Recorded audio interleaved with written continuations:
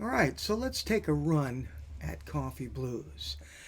In this first video, I'm going to basically explain and show you how to play Coffee Blues the way Mississippi John Hurt played it. We're in the key of A, and in that very first measure, I'll play that slowly.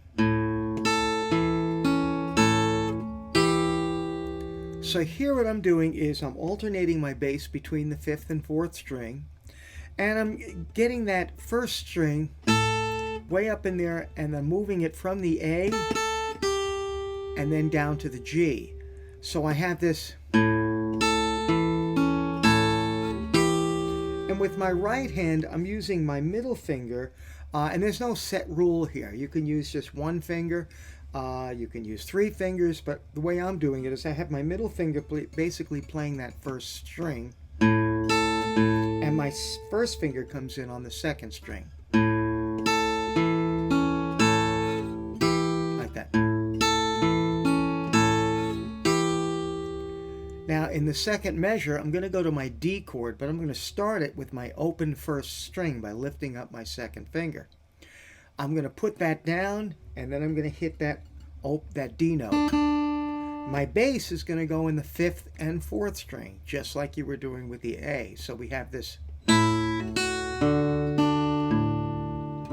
So there's that second measure. Now I'm going to stay on that D chord for the next measure, and we have a little bit more syncopation here. So we have this.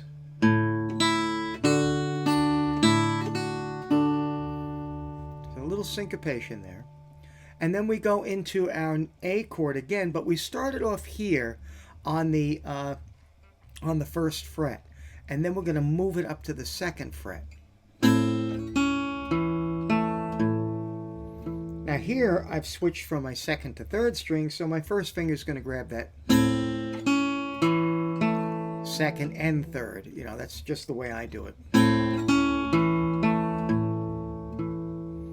Now in our next line, we're going to bring out that A note again with our pinky, and we're going to come down to the G note. So this is really just a repeat of the first measure. We're going to come into an E chord now, just a regular open E. I'm going to be shifting my bass to the 6th string and 4th string, and eventually I'm going to be adding in my pinky on that E7. So we have this. That's pretty easy. Now we're going to be in the next measure. I'm going to have my first finger lifted up for a second and then coming down. Like that. I'm going to continue getting into an E7. So this is going to sound like this.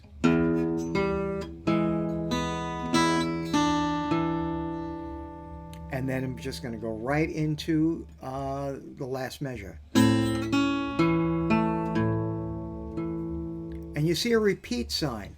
You're going to be repeating that back up to the beginning, and pretty much that's the way Coffee Blues is explained, you know, in all these instructional books and DVDs.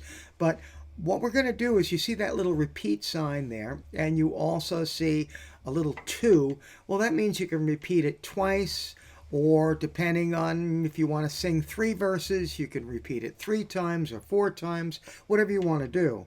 But once you go through that and you want to go on towards the solo, you're going to hit that 1, 2, 3, 4th measure.